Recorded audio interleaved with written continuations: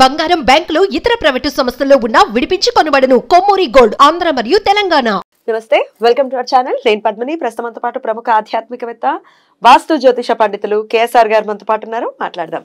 Sir నమస్తే. Sir ముందుగా మీకు కార్తీక పౌర్ణమి శుభాకాంక్షలు. సార్ మన ప్రేక్షకులందరికీ కూడా కార్తీక పౌర్ణమి శుభాకాంక్షలు. వాళ్ళందరి ఇళ్లలో కూడా ఆనంద జ్యోతులు శాశ్వతంగా వెలగాలని మనస్ఫూర్తిగా కోరుకుంటున్నాను. Beautiful sir. కార్తీక పౌర్ణమి చాలా చాలా విశేషంగా శుక్రవారం పౌర్ణిమ రాబోతోంది.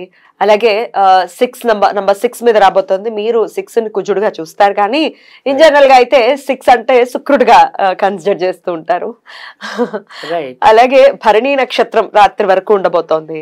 కృతిక నక్షత్రం మళ్ళీ అర్ధరాత్రి 9 తర్వాత స్టార్ట్ కాబోతోంది. కానీ ఇక ఈ కార్తీక పౌర్ణమి అంటేనే చాలా చాలా ఉత్సాహంగా యావత్ దక్షిణ భారతదేశం అంతా కూడా జరుపుకుంటూ ఉంటుంది. అటు దక్షిణ భారతదేశం కాశీలో కూడా చాలా విశేషంగా చేసుకుంటారు. కానీ తిరువన్నామలైలో మాత్రం జరిగేటటువంటి ఉత్సవం నభూతో నభవిష్యతి. చాలా మంది దానికోసం ఇవాళ మరి లక్షల్లో ఉంటారు, లక్షల్లో జనాలు ఉంటారు. జన్మకు ఒక్కసారైనా అక్కడికి వెళ్ళేటటువంటి భాగ్యం స్వామి కలిగించాలి. సముద్రము నదీ ప్రాంతాల్లో ఉన్న వాళ్ళు కూడా ఆ స్నానాలు చేయటంలో కూడా ఎంతో ఆనందాన్ని అనుభవించడం అనేది, ముఖ్యంగా నదుల కన్నా కూడా సముద్ర స్నానాలు అనేది మరింత ప్రాధాన్యత సంతరించుకున్నాయి. అలాంటి యోగ్యత ఉన్న వాళ్ళు కూడా అదృష్టవంతులు. ఖచ్చితంగా ఖచ్చితంగా మనం తప్ప అందరూ అదృష్టవంతులేమో అనిపిస్తుంది. ఎందుకంటే హైదరాబాద్ లో ఉండడం ఇటు లేవు, నదులు లేవు, జీవితం మాత్రం సముద్రంలా ఈదుతూనే ఉంటారు మెకానికల్ గా, కాంక్రీట్ జంగల్లో. అదే కదా. Right sir. చాలా చాలా ఇంకా ఇదే కాదు, వైశిష్ట్యాలు చాలా ఉన్నాయి కార్తీక పౌర్ణమికి.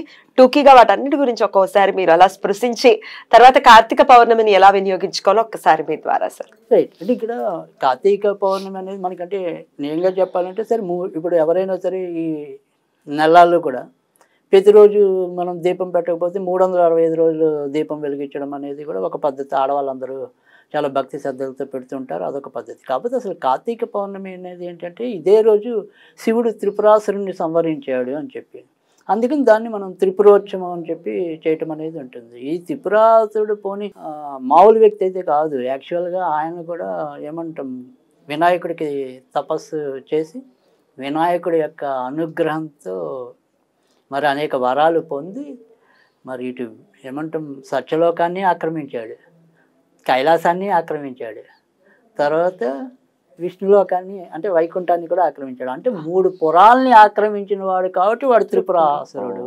సో అలాంటి వాడికి ముఖ్యు వరం ఇచ్చేప్పుడు ఏం చేశాడంటే వినాయకుడు, నువ్వు ఎప్పటికైనా సరే శివుడి చేతిలోనే అంతమవుతావు అని చెప్పాడు, మోక్షం వస్తుంది అన్నాడు.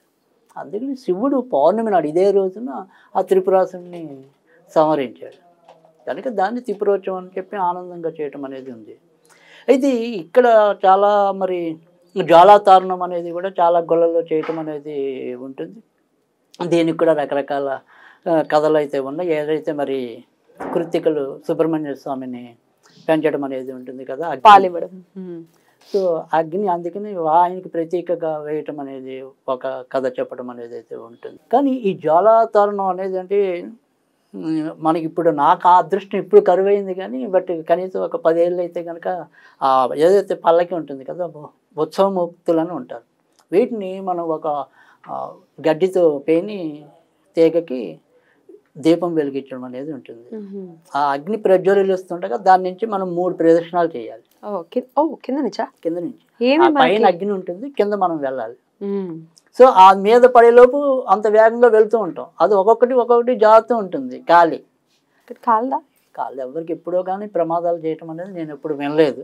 బట్ కానీ చాలా బాగుంటుంది, అద్భుతంగా. అంటే ఏమంటాం, మనం చిన్న వయసులో ఉంటే ఒక వేడుక అనుకుంటాం, పెద్ద వయసులో చూస్తే భక్తి పారవశ్యంతో మునిగిపోతూ ఉంటాం. ఎక్కడెక్కడ జరుగుతాయండి పెద్ద శివాలయాలన్నింటిలో కూడా జనరల్ గా ఏర్పాటు చేసి, కొద్దిగా తెలంగాణలో తక్కువ జరగచ్చేమో నా ఉద్దేశం. బట్ ఆంధ్ర వైపు అయితే కనుక చాలా ఎక్కువే జరుగుతుంది. ఆల్మోస్ట్ అన్ని శివాలయాల్లో కూడా చాలా బ్రహ్మాండంగా నిర్వహించడం అనేది అయితే ఉంటుంది. ముఖ్యంగా శివాలయాలన్నింటిలో కూడా అవి తప్పకుండా జరగడం అనేది ఉంటుంది. కనుక అక్కడ నేను పాల్గొనడం అనేది జరిగింది. పైగా అది ఏదైతే ఉంటుందో అది కాలిన మస ఏదైతే ఉంటుందో ఆ భస్మాన్ని కనుక మనం ధరించినట్టయితే ఎలాంటి ప్రమాదాలు వాటిల్లవు అని చెప్పి కూడా జనాలకు ఒక నమ్మకం అనేది ఉంటుంది. ఆ పల్లకిని మోయడానికి వేలాడిపోతుంటారు జనం.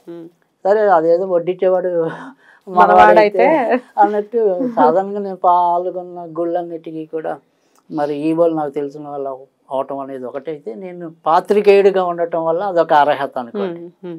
సో అందుకని అది రాజమార్గంలో ఎక్కడికైనా వెళ్ళడానికి ఉంటుంది. సో ఏమంటాం, ఈ వృత్తులన్నీ కూడా ఫామ్లో ఉన్నంత వరకే. అంటే ఒక క్రికెటర్ కానీ, ఒక జర్నలిస్ట్ కానీ, ఒక సినిమా యాక్టర్ కానీ, అది ఆ ఫామ్ అయిపోగానే మన ఫామ్ కూడా అయిపోతుంది. కాదు అదృష్టవశాత్తు ఏంటంటే మనకి అది ఏమంటాం శాశ్వతమైనది కాదు. మనం దేవుడి దగ్గర ఏదైతే మనకు వచ్చేది ఉంటుందో ఆ భక్తి, అది శాశ్వతం. సో అలాంటి శాశ్వతమైన భక్తి వినియోగించుకోవడానికి కార్తీక పౌర్ణమి అంటే మనం చాలా సందర్భాల్లో చెప్పాము. ఏదైనా సరే ఒక కొత్త సాధన చేయాలి అంటే అమావాస్య పౌర్ణమి అనేది చాలా అనుకూలమైనది అని చెప్పి. ఇక్కడ మనం గనక చూసినట్టయితే ఈ మాట శుక్రవారం వచ్చింది, అటు లక్ష్మీ భక్తులకి ప్రియమైనది. తర్వాత వచ్చేప్పటికి భరణి నక్షత్రం వచ్చింది, అది శని ఆరాధకులకి మంచిదయ్యింది. అయినా శుక్ర నక్షత్రమే కాదు భరణి నక్షత్రం కూడా శుక్రుడిది. పైగా మీరు చెప్పిన పద్ధతిలో అయితే 6 అనేది శుక్రుడి సంఖ్య. సరే నేను కొంత వ్యతిరేకమైన అది వేరే విషయం అనుకోండి, కనీసం శుక్రవారం అయితే ఉందిగా. ఉంది. సో శుక్రవారం శుక్రుడి నక్షత్రంతో కలిసి వచ్చింది అనేది భరణి నక్షత్రం కూడా మళ్ళీ శుక్రుడిది. అంటే 3 శుక్ర యోగాలు అనేది ఉన్నాయి కనుక లక్ష్మీదేవి పూజకి విశిష్టమైనదిగా మనం చెప్పాల్సి ఉంది. తర్వాత రెండోది అంటే ఎలాగో శివకేశవులను ఇక్కడ వేరుగా చూడాల్సిన అవసరం కూడా మనకి ఎలాగో మొదటి నుంచి లేదనే చెప్పాలి. ఎందుకంటే అటు త్రిపురాసురుడిని జయించడం అంటే కనుక మనలో ఉండే 3 పురాలు ఏమున్నాయి అంటే మనం మనసు, వాక్కు, కర్మలు చేసే ఇవే 3 పురాలు అన్నాం మనం. అంటే ఈ 3 పురాలను ఎవరైతే జయించగలుగుతారంటే మన వాక్కు అంటే మన నోటి దోల అనేది లేకుండా ఉండటం.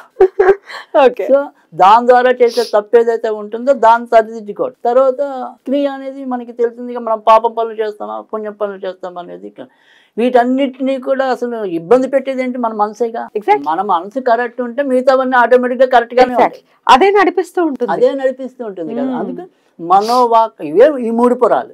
ఈ 3 పురాలని సవరించడానికి ఎంతమంది శివులు కూడా సరిపోవట్లేదు. అవునండి బాబు, రోజుకి కొత్త. అయితే మనం నిజంగానే రాక్షసుడి కంటే చాలా పెద్దవాళ్ళం. అంతేగా, అందుకే జయించడం వాళ్ళ వల్ల అవ్వట్లేదు. మనల్ని జయించుకోవడం మన వల్ల అవ్వట్లేదు. సో అందుకని దేవుడు జయించాలన్నా కూడా కష్టసాధ్యం అవుతుంది. సో ఇలాంటి ఎన్ని వందల శివులు కలిస్తే మనం జయించగలుగుతారు. కానీ ఎప్పుడెప్పుడు జయించబడతాం త్రికరణ శుద్ధిగా నమ్మితే కనుక. అక్కడ త్రికరణం అంటే అదే మన వాటిని చాలా దాన్ని జయించడమే త్రిపురుడు. సో ఆ త్రిపురాసుడు మనలో ఉన్నాడు అనేది మనం గుర్తించాలి అది. సో ఆ రకంగా దాన్ని ఎంతో కొంత మనం ఏమంటాం, కార్తీక మాసం అనేది ఏంటంటే మొదటి నుంచి అందరం చెప్తున్నది, ఈ కార్తీక మాసంలో మీరు పాపం చేసినా పుణ్యం చేసినా అది 100 రెట్లు అవుతుంది. రోజు మీరు పాపం చేస్తే చేయొచ్చు. ఆ పాపం అనేది మామూలు దానికి ఎంత ఇవ్వాలో అంతే ఇస్తాడు. కానీ ఇప్పుడు మీరు పాపం చేస్తే కనుక దేవుడు దానికి 1000 పాపాలు చేసినట్టు లెక్క కట్టాడు. పర్వదినం కదా ఇప్పుడు అందులో పౌర్ణమి అనేది ఇంకా పర్వదినం. నేననేది అసలు కార్తీక మాసం ఓకే, కార్తీక మాసం అంతా కూడా నెలలు పాపం చేయొద్దనే చెప్తాను. మీరు ఎంత పుణ్యం చేసినా అది అనంత కోటి పుణ్యం అంటున్నాం. అలాంటి పౌర్ణమి నాడే చేస్తే కరెక్ట్, కనీసం ఆ ఒక్క రోజైనా నోటికి తాళం వేసుకోవాలి కదా, మనసును బంధించాలి కదా. సో అందుకని ఆ రకంగా చేయమని చెప్పి మనకి కార్తీక పౌర్ణమి అనేది చెప్పడం అనేది జ్వాలాతారణంగా కూడా గుర్తిస్తే మనలో ఉండే పాప కర్మల్ని దహింపజేసేదే జ్వాలాతారణం. సో అందుకని ఎలా చూసినట్టే ప్రతి దానికి ఒక నిర్వచనం చెప్పచ్చు. రైట్. సో ఇక్కడ మీరు ఇందాక చెప్పుకున్నాం ఇటు శని అని చెప్పి, అంటే మనం కూడా అది కూడా చెప్పుకున్నాం. ఎప్పుడైనా సరే కుజుడు కానీ శని కానీ రావు కానీ వీటి వల్లే ఎక్కువ జాతకాల్లో ఇబ్బందులు తరచూ రావటం అనేది. ఆ రకంగా కూడా మనం ఇటు ఇవాళ అయితే ఖచ్చితంగా నేను చెప్పేది ఏంటంటే శివారాధన అనేది అయితే అందరం చేస్తాం. కానీ లక్ష్మీ ఆరాధన చేయటం అనేది లేదా లలిత ఆరాధన చేయటం అనేది చాలా ఉత్తమ ఫలితాన్ని తీసుకురావటం అనేది అయితే ఉంటుంది. సో అందుకని ఈ రోజు ఏదైనా సరే మీరు సాధన చేయాలి అనుకుంటే కనుక ఈ లక్ష్మీదేవి సాధన చేయటం అనేది మంచిది. ఈ లక్ష్మీదేవి సాధన ఎలా చేయాలి అనేది చెప్తాను. అయితే చాలామందికి గోమతి చక్రాల గురించి తెలుసు, ఇటు టీవీలో వినటం అయితే ఏమండి లేదా చూడటం అనేది. కానీ అసలు అలాగని చాలామంది తెచ్చుకుంటూ ఉంటారు, కానీ వాటికి ఒక్కోసారి వెంటనే వాళ్ళు అనుకున్న ఫలితము రాలేకపోవటం కూడా కొంత చూస్తూ ఉంటాం. సో ఈ పౌర్ణమి అనేది చంద్రుడికి సంబంధించింది కదా, ఈ గోమతి చక్రం అనేది సముద్ర సంపద. సో సముద్రం మీద చంద్రుడి పెత్తనే ఉంటుంది కదా. ఆబ్వియస్లీ. రైట్. సో అందుకని ఈరోజు మనం చెప్పబోయే రెమెడీ ఏంటంటే, ఒకవేళ మీ దగ్గర గోమతి చక్రాలు ఉంటే దానికి ఓకే, ఒకవేళ లేకపోయినా గోమతి చక్రాలు కొనుక్కోండి. ఆ రోజు కొనుక్కోవచ్చండి.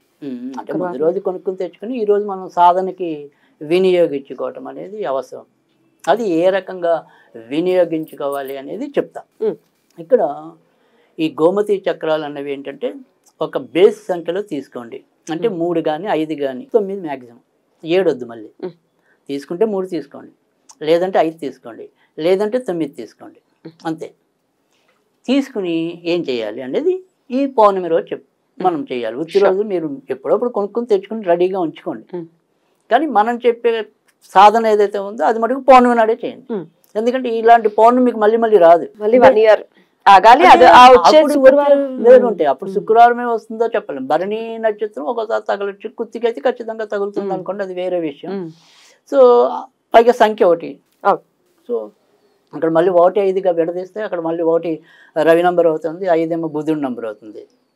సో మళ్ళీ బుధుడు శుక్రుడు అత్యంత మిత్రులు అవుతున్నారు, వాళ్ళిద్దరు సములు అవుతున్నారు అనుకోండి.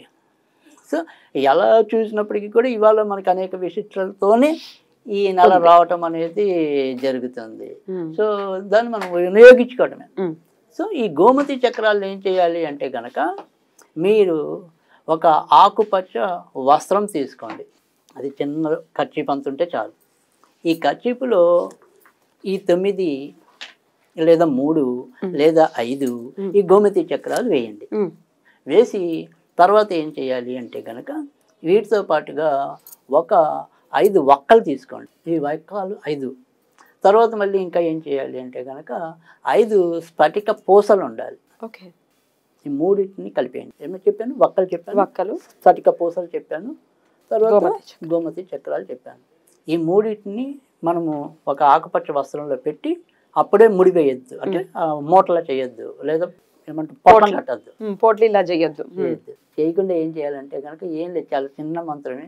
ఇటు లలితదీను, అటు మనం ఏమంటాం లక్ష్మీదేవి బీజాక్షరం, చాలా అందరికీ తెలిసిన ఈజీ మంత్రం. ఓం శ్రీం హ్రీం క్లీం, ఓం శ్రీం హ్రీం క్లీం, ఓం శ్రీం హ్రీం క్లీం, అంతే. ఇది 108 సార్లు చదవండి. ఈ 108 సార్లు చదివాక, ఈ చదివేప్పుడు ఏంటంటే మీకు అవకాశం ఉంటే ఏమైనా తెల్ల పూలతో వాటి మీద 108 సార్లు చదివేప్పుడు ఒక్కొక్కసారి చదువుతూ ఒక్కొక్కసారి ఒక పువ్వు వేయండి.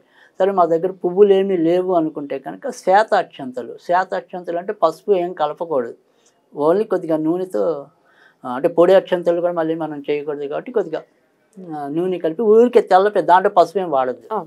శివుడికి అలాగే చేస్తాను. ఈ తెల్ల అక్షంతలు అంటాం, శ్వేత అక్షంతలు అంటాం. సో ఆ అక్షంతలు చదువుతూ చేయండి అంతే.